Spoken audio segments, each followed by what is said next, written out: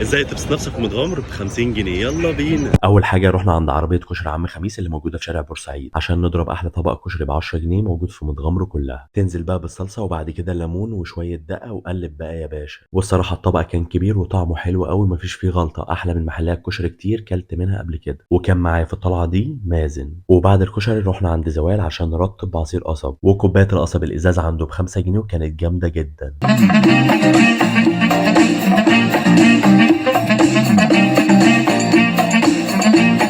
بعد كده رحنا قعدنا في قهوة الناظر موجودة من سنة 1950، وهناك هترجع بالزمن ل70 سنة ورا، ومعظم اللي قاعدين عليها ناس كبيرة ومشغلين أغاني عبد الحليم وأجواء جامدة جدا. وهناك هتشرب أحلى كوباية شاي ب5 جنيه بس. بعد كده رحنا صلينا الظهر والعصر في مسجد الفتح اللي موجود على الكورنيش. وكم من زلة لي في الخطايا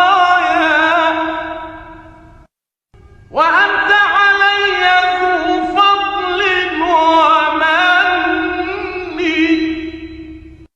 يظن الناس بي خيرا.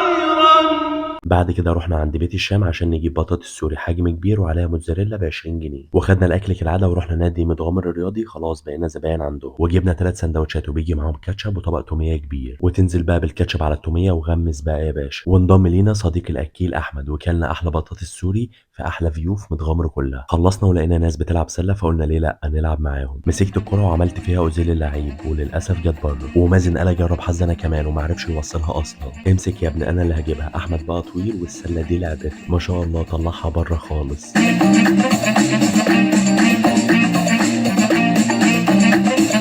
واخر حاجه نختم بيها يومنا ايس كريم من عند توته لسه فاتح جديد في متغمر. جبنا علبه ب 12 والراجل ظبطها لنا على الاخر، والمانجا عندهم كانت جامده قوي. وبكده نكون قضينا يوم جميل في متغمر ب 52 جنيه بالظبط. وشكرا لكم لو انتوا لسه بتتفرجوا على الفيديو لحد دلوقتي.